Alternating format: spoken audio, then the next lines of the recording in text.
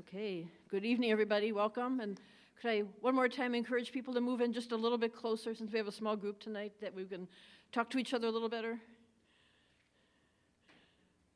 So thank you. Great. Okay, thank you all for coming out tonight. This evening, we're pleased to present the second program in our Professional Practices series. It's being coordinated by Lauren Rossi, a Detroit-based cultural producer and consultant for artists and arts organizations. Lauren's using her wide network of contacts to help us bring some exciting speakers to the campus. There are green sheets just outside the auditorium with the full schedule. If you didn't pick one up already, grab one on your way out.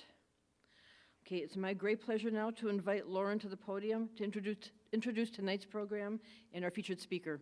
Lauren. Thank you.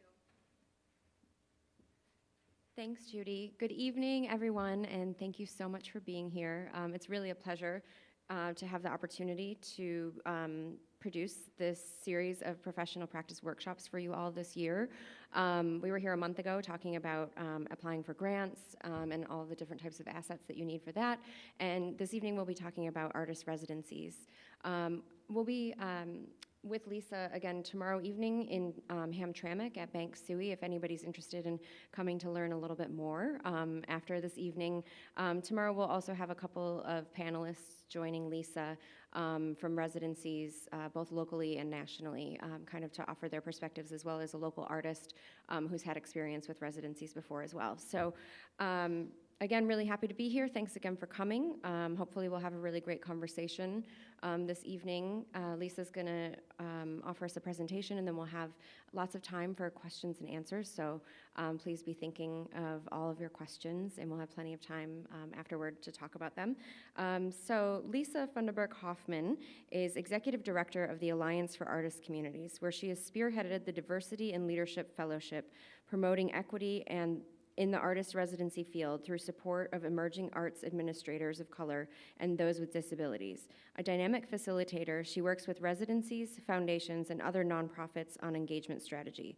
She began her life's work as a public school educator and has held leadership posts at McCall Center for Art and Innovation and Charlotte Nature Museum, among others. She is currently on the Grantmakers in the Arts Individual Artist Committee and serves on the board of the Institute of the Museum and Library Services National Assembly of State Arts Agencies and the Performing Arts Alliance, where she is secretary.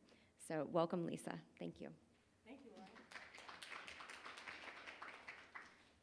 Really, you all should come a little closer and don't be shy. It's always interesting when somebody reads your bio, right? Because you kind of hear things about yourself that you're like, oh, is that what we say when we send things out? I'm Lisa Funderburg Hoffman. It's an honor to be here. I'm really grateful. And just for a matter of practice, I just want to take a second and acknowledge that, you know, we are lucky to be gathered here today at Cranbrook, here in Bloomfield Hills, Michigan.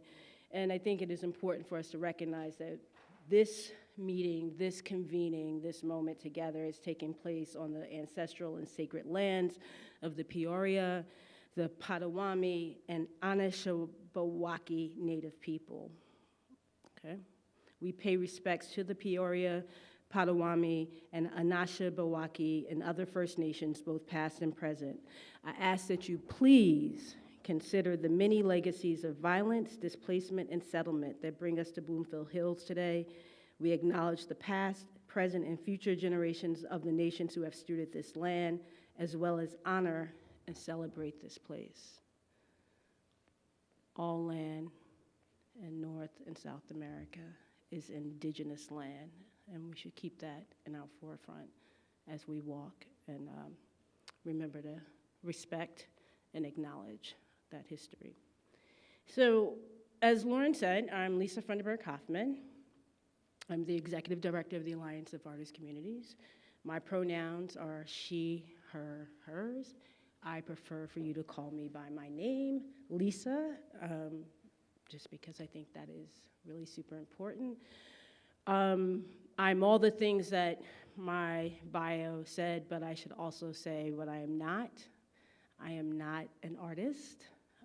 I did not choose arts administration as a field of study in college or graduate school. I'm actually trained as a scientist, a field ecologist and an evolutionary biologist. And my love of the arts and supporting artists and working with artist residency programs came through that bridge of me working at Charlotte Nature Museum and partnering with an artist residency program in Charlotte, North Carolina. I'll show you a little picture. It's a really fantastic program that takes place in a former Presbyterian church that was actually burned down by a fire, a rather tragic fire, and a remarkable fire in Charlotte, because it's in Charlotte's downtown area, because there were a number of people who were experiencing homelessness that were using the building as shelter and refuge, and they were lighting a fire one night to stay warm, and the building caught fire rather quickly. It's part of its history. Charlotte always had this dream of having an arts center, and it was originally called the Tryon Center for the Arts because the street that it's on is called North Tryon Street. And if you know anything about Charlotte, just as a community, it is a banking town, so they had one philanthropist that was over all of Bank of America. His name was Hugh McCall, and he said, no, let's make this into our artist residency program so we can support the creation and the development of new work. So as a partner, I came to know McCall Center just by a love of environment and ecology. I was approached by the center back in 2009, and they had two artists visiting from California, Daniel and Mary McCormick. Uh-oh, this thing is on its own timer. Let me hit a pause button. And they said, we want to do an art project, an art installation. We were on 4 acres of land, and I said, okay, and I started walking around the building, and they said, no, we want to do a remediation project on the land. And it was something that I had observed through teaching, that there was this unique stream to street ecology. The street was elevated, the stream was down here, there was quite a bit of runoff. And we started talking, and over 3 months, we helped them create this incredible art installation that was able to remediate the storm runoff. We worked with Parks and Rec, several community members, schools. I wrote curriculum around that. And I fell in love with artists, and I fell in love with programs that invited people to do this kind of work, because it was everything about beauty and aesthetics, functionality, science, community, engagement. And this was before, every artist was being called a social practice artist, right? Like, this was all before community engagement was the buzzword of how we think about the work. This was about how do we share this knowledge and get people excited and engaged, and made the partnership really rich. So for 3 years, I partnered with McCall in different capacities. While I was still at the Charlotte Nature Museum, and I used to joke, I work part-time for McCall Center. And they came to me and they said, would you be interested in coming on board? And I said, well, what would I do? And they said, run the Environmental Artists in Residency program. And I said, oh, okay. That sounds pretty good. I want to beef up my fundraising skills. You guys are master fundraisers. These art projects are really cool. And I want to be more outwardly focused in the community, so this seems to be a good alignment. Well, it worked out so well that I eventually became the associate director, and I was director of all the programs, and we did some really magnificent projects together, which I'll show a little bit later. But all that to say, magical things can happen at artist and residency programs, because they're incredible places for creativity, inquiry, partnership, collaboration. It is one of the most generative environments that I ever have been in, and I've had the privilege to tour many around the world now, and the feeling is always the same. The energy is great. So by a show of hands, how many of you know what an artist residency program actually is? Okay, that's about half the audience, okay? Believe it or not, I worked for some programs that didn't know what an artist residency program is, or have given seminars to emerging programs that were not sure what an artist residency program. So the way we describe it is that it's a pretty open and fluid concept. We know this because there are so many different varied typologies, different types, the way that they present in the world, and that it can be many different things that are balanced against time and place and how they show up.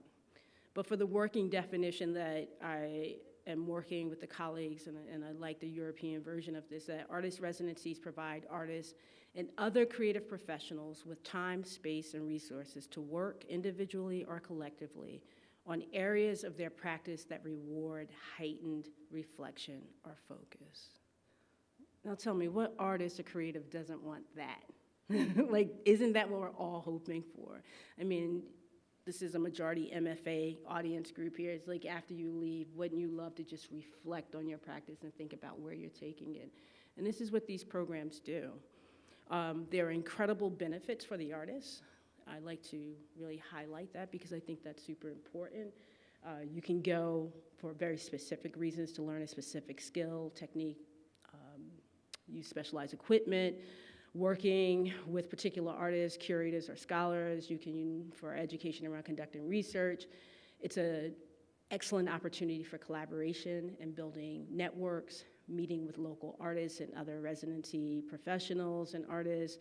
The ability to work as a group or a collective to unpack an idea or work on a project. For production, you've got a show coming up. You need to get some things done. Residencies are great places for that to happen if you choose the right one, because it could be whether the tools, the facilities, the place really lend to that. Or it could just be a sabbatical, a place where taking time away from your work every day, taking time away from that engagement, that practice, or just really the hamster wheel of creating and really chasing and trying to sustain a creative practice, to reflect and think differently and think about creatively about your artistic practice.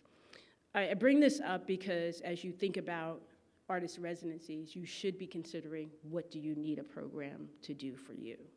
Many times artists are put in the position where they're saying like, oh, you know, if I could just have a residency, and you almost like, I'll take any residency. But you shouldn't do that. You should be a little bit more discerning about, what does this residency actually afford me the opportunity to do? Because your time is as valuable as the time that is being granted to you in that experience.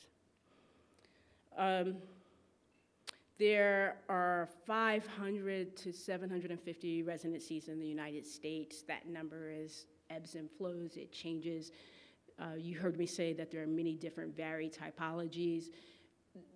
They happen on Amtrak trains and Facebook, Kickstarter, Yaddo, McDowell, McCall Center, rural tribal lands, and airstreams in Utah. Residencies are in many different places, many different forms. So we have a very loose count on how many exist in the US. We think there are somewhere upwards of 2,000 worldwide. It is very different outside of the United States, especially because you get micro-residencies or residencies that occur in hostels and on farms and in very different contexts. And for here in the US, we know that about 20% are rather large and occur in urban areas, which is very similar to the program that I mentioned I came from at McCall. Some are medium-sized, about 8% in urban, small, 12%, but majority occur in remote, rural, and tribal lands. About 10,000 artists are afforded a residency each year. Over 80,000, 90,000 artists apply.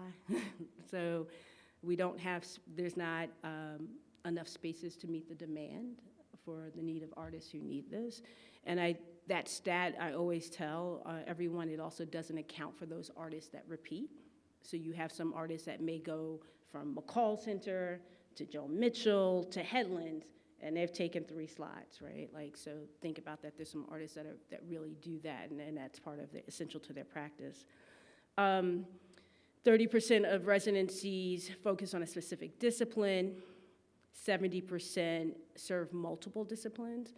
And while over 90% of residencies serve visual artists and 70% serve writers, the performing arts are weakly and terribly undersupported and underrepresented.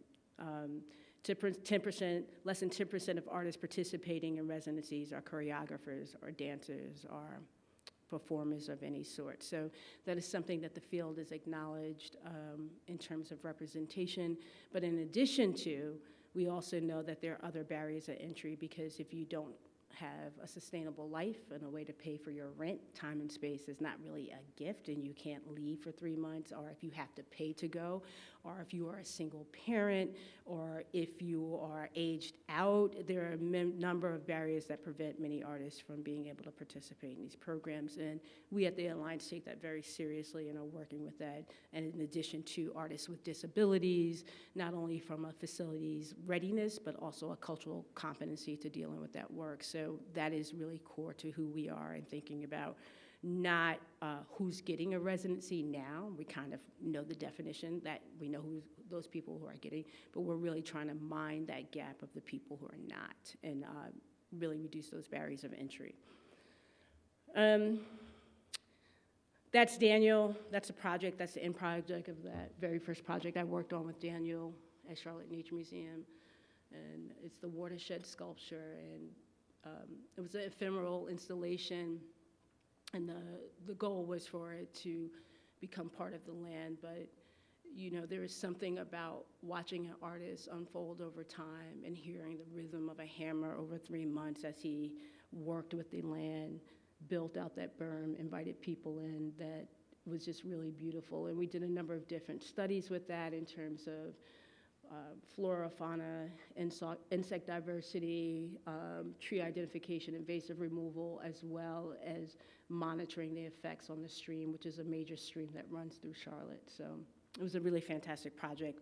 And what it showed to me is the power of artists doing work in the environment, because after that project, our Parks and Recreation Department recently commissioned Stacy Levy like on a $250,000 remediation project. So Charlotte brought into it. This is part of their practice now.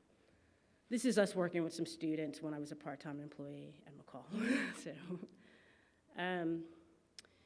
So what I'd like to show you is just some examples of different types of residencies, and not spending a lot of time on that, because like I said, every residency, you know, we just had our annual conference, and one of my mentors and colleagues who's been doing this work for a long time, she said, you know, a residency is a residency is a residency. And I was like, nah, a residency is not a residency, it's not a residency. It is really difficult to describe that. It is really a diverse and varied field, and it occurs in multiple contexts, different size budgets, different people who run them, different visions on what their role is in a community or not. Some are really extroverted and outwardly facing, some are very introverted, some have large endowments and lots of space, others have one room, one rocking chair, and $20, you know, so it really does vary.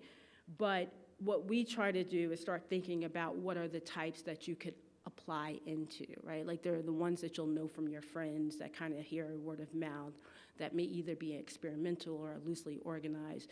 But in terms of our membership, what are the ones that kind of, like if you had to go through an application process or you scroll through our website, how would you begin to distinguish and think about which ones they are? So we have the classic residency model. Have any of you ever heard of like McDowell or Yaddo? In terms of that, those like the two oldest residencies in the United States. They fall into that classic retreat model where they use the word colony, which is another word I gotta get rid of in terms of our vocabulary.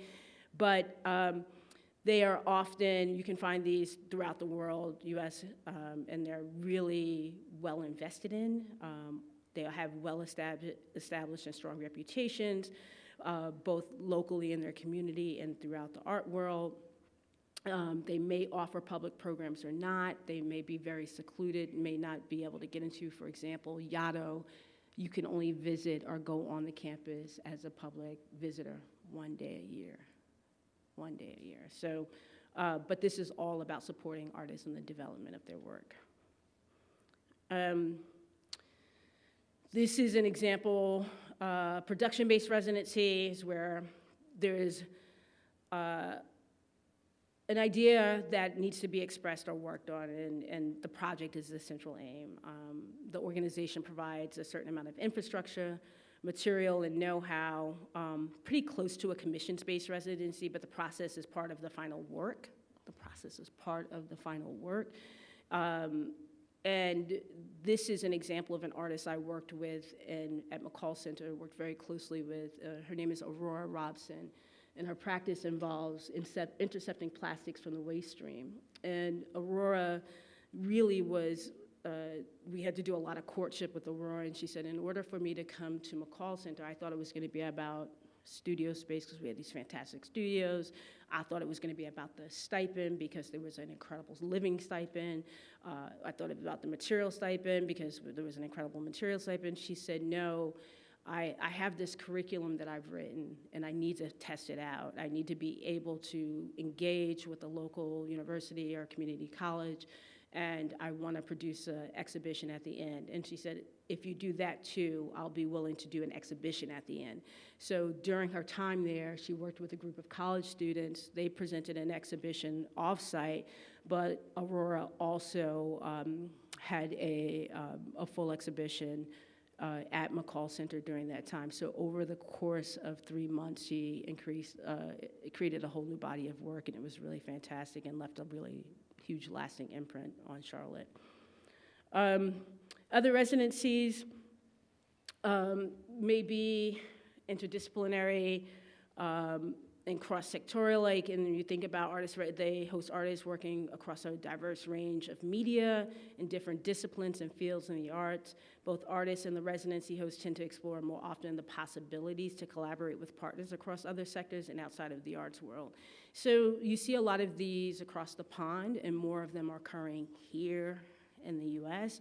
McCall was really weird because we had all of this, right? Like it's actually excellent in terms of a learning curve for me, but also incredibly challenging for artists to engage because when you came, you're like, which one am I doing, right? But one of the facets of the Environmental Artisan Residency Program, we were really deeply interested in doing remediation projects throughout Charlotte. So it was this idea of how can we work with the education system, how can we work with engineers, how can we work with local government, parks and recreation, and unpack some of Charlotte's issues around environment and the social issues that were existing.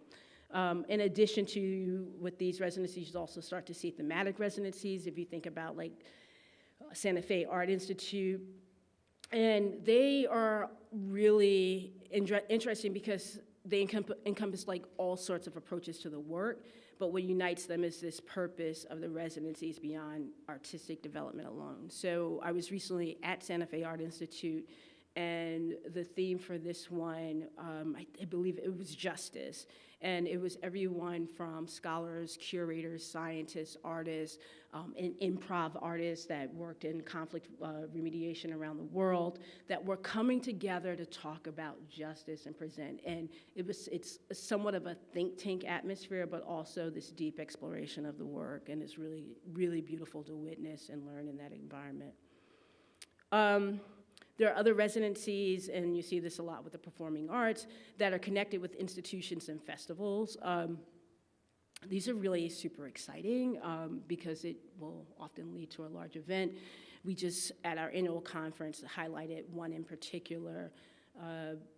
Theater artist, playwright Carlisle Brown talked about his experience with the Camargo Foundation, and he was over in France and brought a group of artists from the African diaspora together to work and without Western influence, but then they ended up partnering with the festival and sharing the work that they produced with this particular group.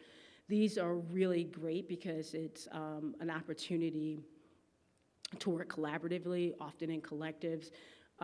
You have an audience, there is a way to test and think about new work, and I think the energy behind that is really fantastic. With that, you want to make sure you have an institution that can manage it, but it can be really generative, especially for the performing arts. And then I think the last one I'll show is other programs that we work with are the artist-run, artist-led, or artist legacy residency programs like Joan Mitchell Center down in New Orleans, the Robert Rauschenberg Foundation, in Captiva. And these are set up by our professionals in a developer profile that is based on the priority of the founder, right? So whether that's the live-in artist or the artist that is now deceased, they vary from small-scale run organizations to organizations that are essential to the local art scene, as well as maybe a part of a larger umbrella of a foundation. So for example, Robert Rauschenberg Foundation, they have the residency program, they do some granting, so there are a number of different things that they do in terms of artist support, as well as Joan Mitchell Center. So, but also these programs are often well-funded, the facilities are really fantastic and quite lovely, but it is also, as they all are, very artist-centered. And some other pictures.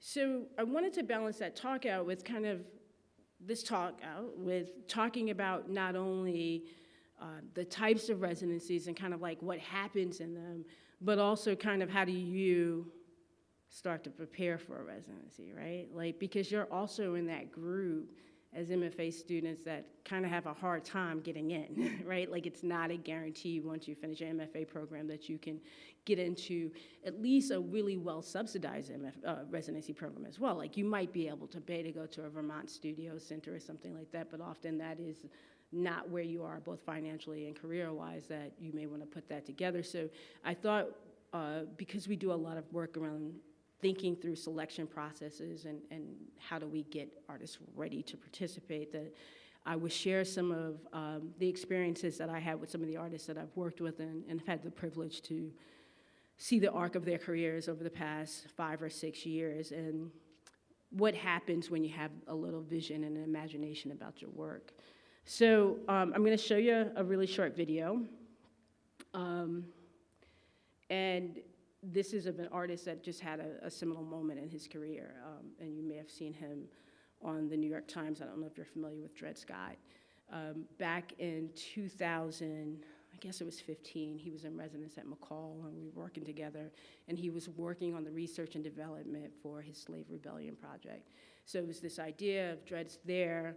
My role at that time was like, who do I hook him up with community partners-wise, and how do we start to think about not only like socializing, normalizing, but he actually needed, he's like, I got the vision, I got the imagination, I know what this is gonna be, I know what I need it to be. He also needs certain funding and resources to do that. So how could we leverage who we knew in the art world to help him realize his vision? And that's everything from writing a letter of recommendation, making introductions, introducing the curators, nominating him for national awards, things like that. And we like to think that we played some role in supporting getting this project to fruition. So I'm just gonna show you a little quick video. And this is all gonna work. I am Dred Scott. I've been Dred Scott since 1987, really. I took the name, I figured my parents named me Scott, and I had dreadlocks at the time. I'm gonna be Dred Scott, that's perfect. It's both a bad pun, but also, anytime anybody says my name, if they know anything about US history, they're gonna have to think back to the 1857 Supreme Court case where, where it was ruled that there are no rights that a black person has that a white man is bound to respect, which I think, black people are not chattel slaves anymore, but the basic social relations that existed in the founding of this country exist today. And so I wanted people to think about that. And yeah, so I am Dred Scott. Be a warrant for your arrest.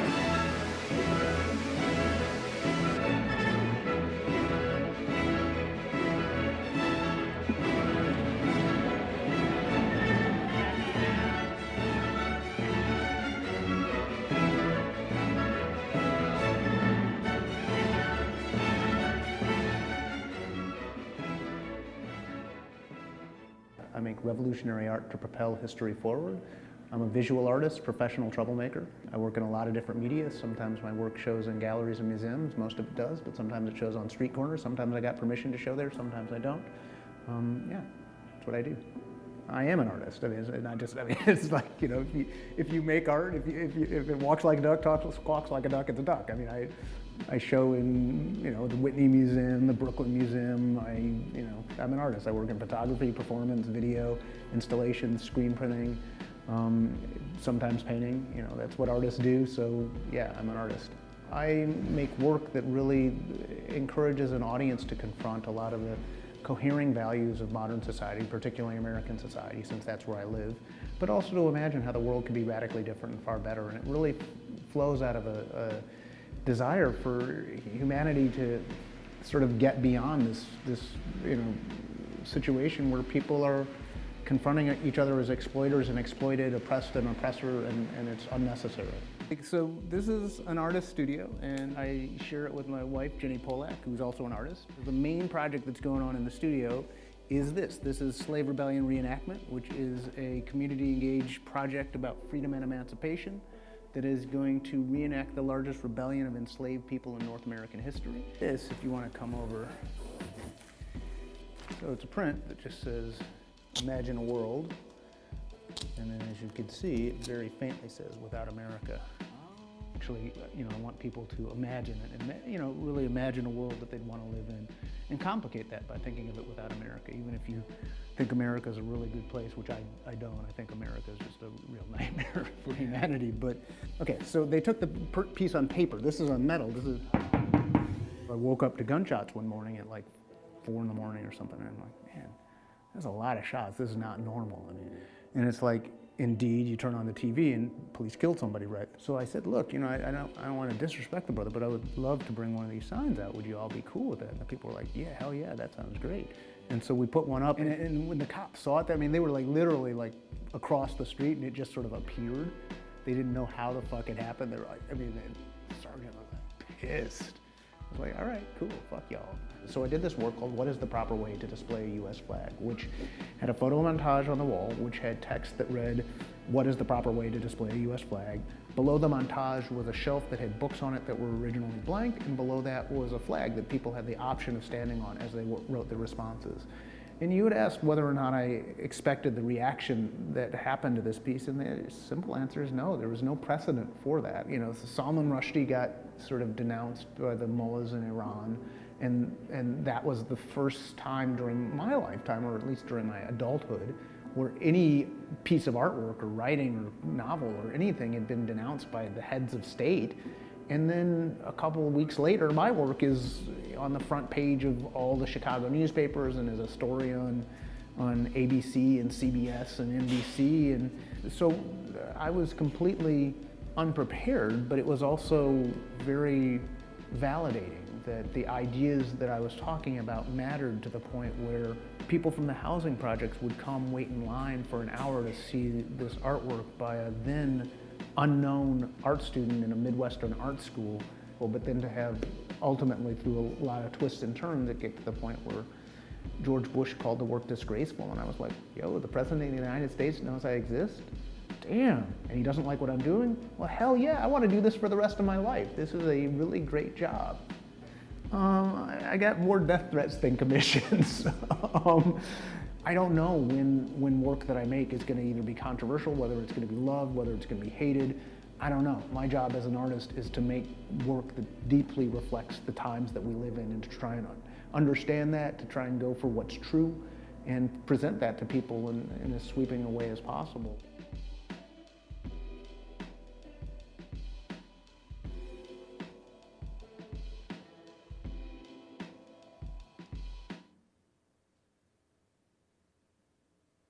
I'm going to assume that no other video is going to start playing. So I wanted to show that video. The link is a little different than the one I wanted to show because the privilege of working with Dred, and the reason why I thought it was really super important to say this to you today is that when you're thinking about applying to a residency, it is really important to have a vision about the work that you want to do during that time. When he came to McCall Center, it was super interesting. We had this outstanding curator that introduced us to him. She said, Lisa, Dred is going to be in town for the weekend. Do you have some time? I met him downtown. We talked. And he told me a lot about what he wanted to do.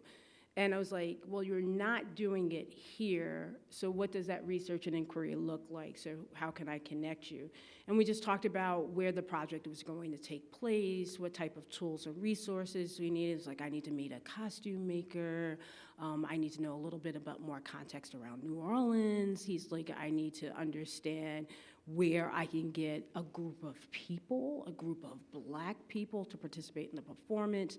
And so based on that initial conversation, and after going through a number of different iterations with his contract, because he read his contract, note to all of you, read your contracts before you sign. There were some things that he felt were restrictive to his practice and a lot of redlining, and it was really fantastic because we had a super conservative chief operating officer at the time, and it was great. And he showed up, and we spent a lot of his residency kind of pitching the idea, us understanding the idea.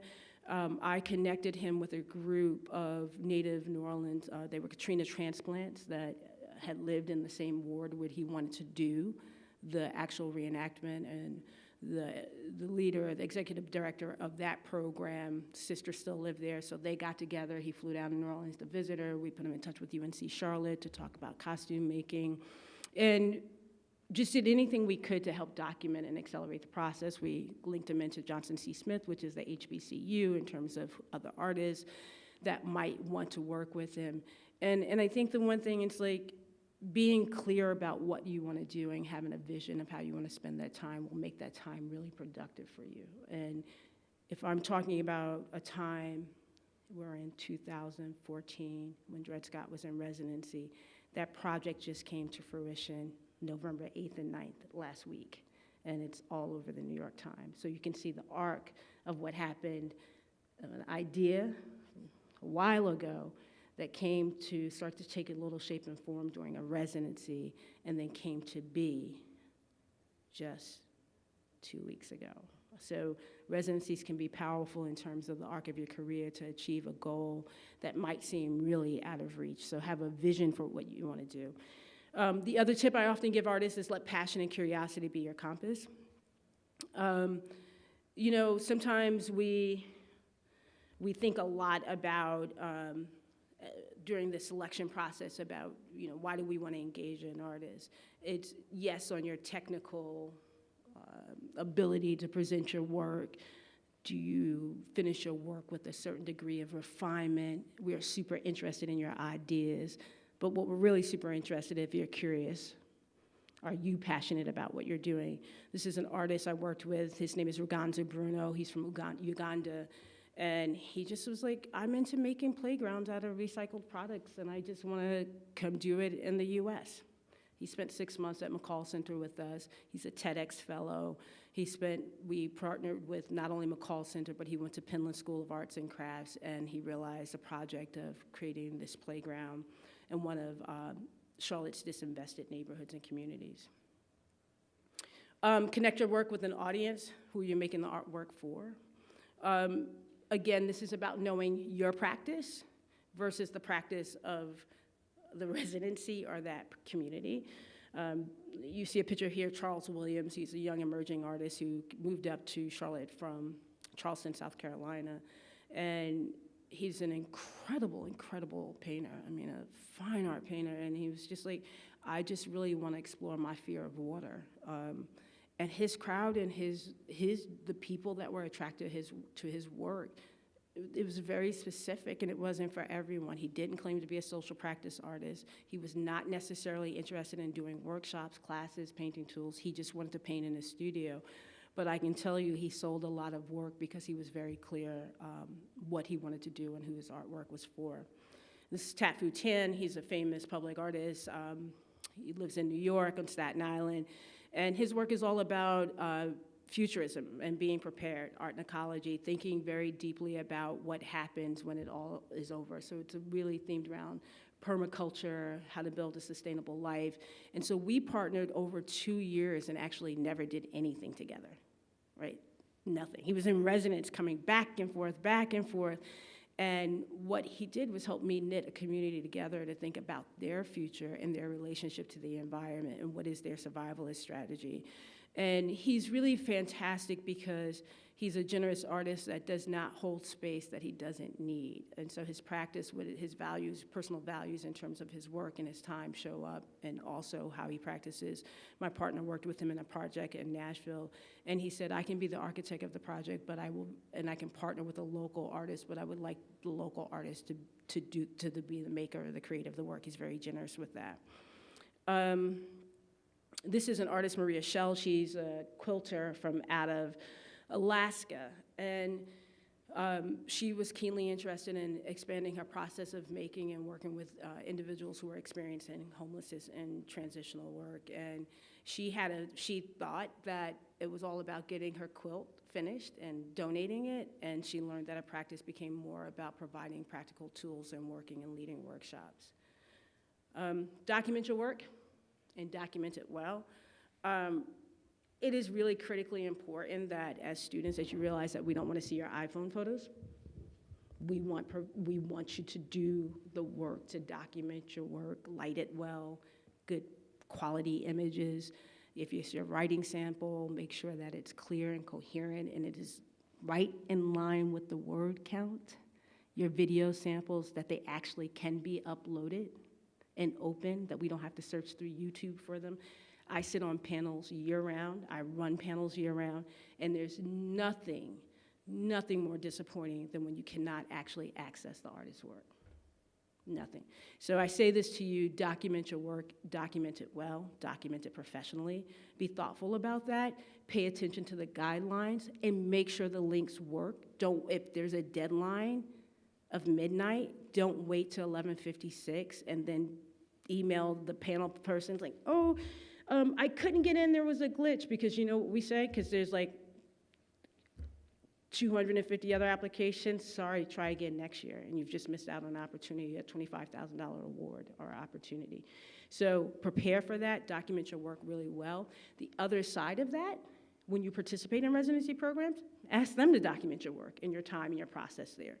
I worked with Joseph Herscher, and he does the Rube Goldberg machines, and we did a performance with him, and so we turned the gallery, the first floor gallery of McCall Center, into actually his lab. So he built the machine over the course of the residency, and it culminated in the performance where we had lines wrapped around the corner. Like, we're a residency program, and we're like 250 people for an opening was like the best thing ever, to have 1,000 people come over a course of 6 hours to see this original one-time performance. Was amazing. And what did we do? He had a film crew with him throughout the entire process, and so did we, to document his process, because that was a one-time performance, and that's all we have for the archive. This is an artist I worked with. His name is Brandon Ballinger. He now lives down in Louisiana, outside of New Orleans, and he's a herpetologist as well. He's a visual artist, and he creates these wonderful, wonderful, beautiful sculptures called love motels for insects, and it's all about attracting secondary pollinators. And really, his work is about the visual. This is a nighttime sculpture, and what attracted us to him and the community that engaged him on this public art installation was about how grand it was. And this is the final project that we did in a community that, again, was severely disinvested in Charlotte, that wanted butterflies, and to underscore what they believed about art and ecology and the value of that to the community. So document your work. It's Andrea Chung, just another fantastic artist, and it's an example of some work that she did. And her sculptures are also ephemeral because they are made out of sugar, salt, and oils, so they eventually break down. So it is really important to have really good pictures and studies of her work. And so while these were studies in her studio, it was excellent that we engaged photographers to do that. If you're in a residency, you want to build relationships and create strong collaborations over time. So it's a temporary community. So you're in a cohort. You're going to work and bond with other artists. Many of the residency programs are like, you have to have one meal together every day. So it could be breakfast, lunch, or dinner. They want you to engage, work together, share ideas and experiences. But in addition to, you want to work outside of that residency if you're interested in exploring different work. This is a collective I worked with out of Mexico, DignaCraft, and they partnered with a furniture company in High Point, North Carolina, where we turned the gallery into a living room. And we also set up a temporary store selling their fine wares. The beautiful, beautiful thing about this particular collective is that they worked with artisans from Mexico, and their practice is reducing lead paint and lead-based clays, paint, glazes, and all of their work, and they partner with ceramicists and potters in Charlotte, North Carolina to create a whole new body of work to sell. So half of the money went back to the visiting artisan, and then the other half went to the collaborator. You guys, do you all know him? Mel Chin.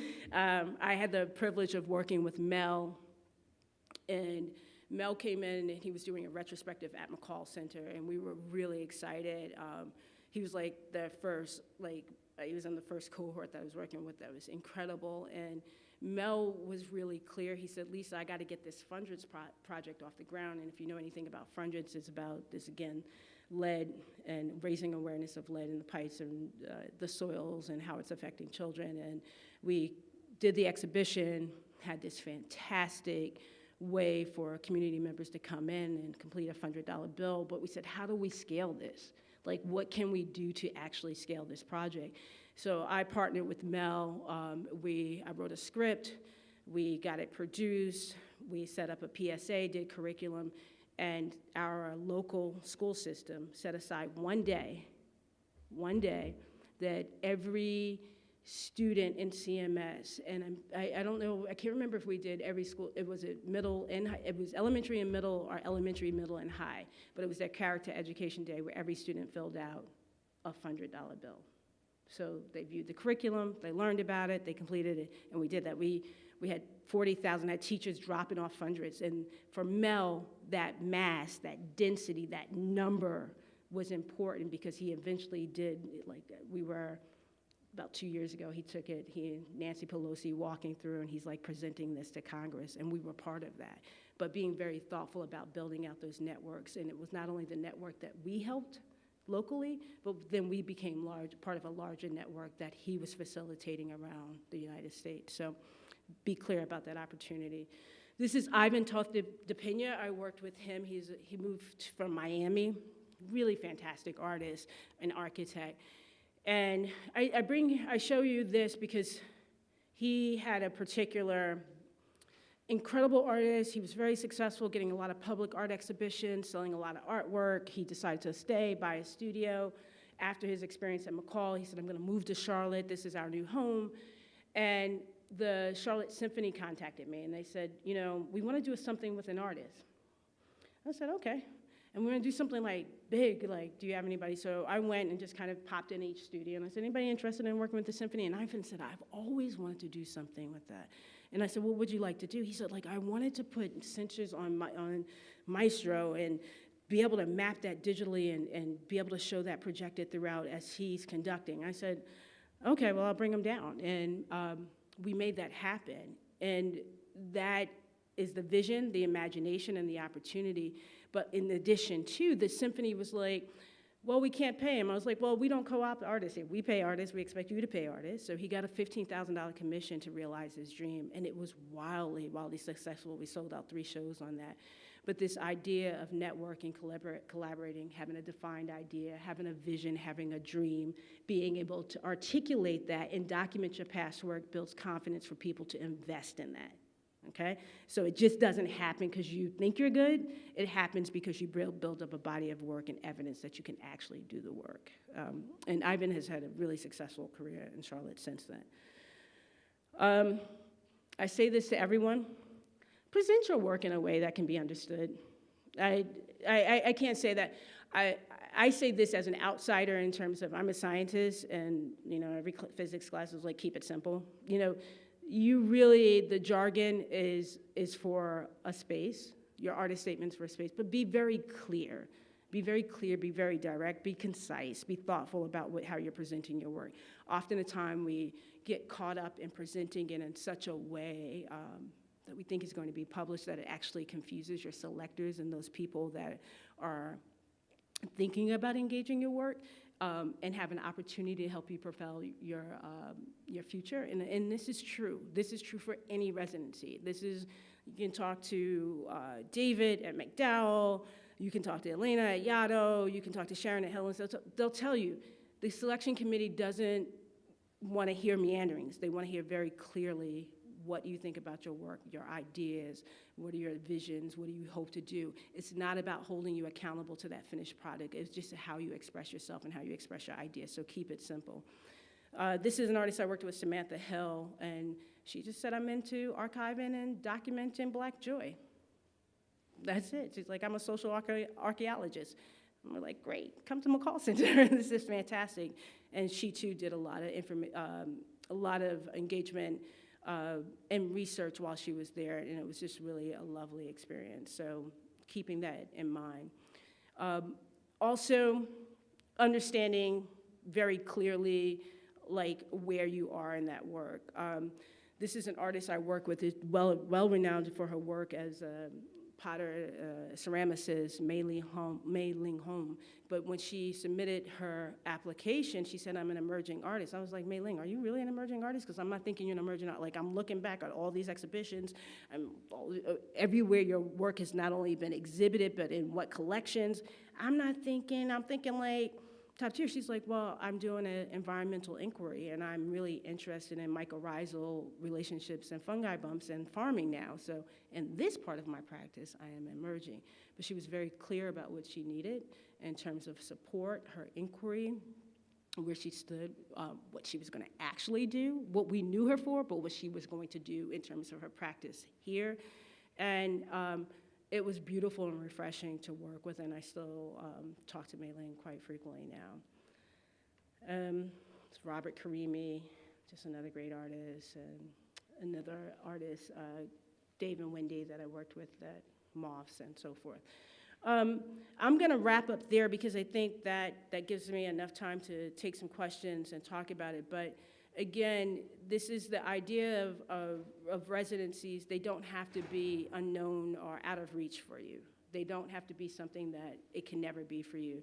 What I tried to do is give you some very clear and practical tips on how to prepare your application and kind of get your application through the door. And in addition to understand the different types, please take down our information. The Artisan Alliance Communities has the largest database of residencies worldwide. That are available to you, different geographies, disciplines. You can find out if they offer pay, if they're accessible, all of those things. But also, it is your place to kind of keep up to date with upcoming deadlines and information and opportunities for artists. And that's it. How was that, Lauren? Great. All right.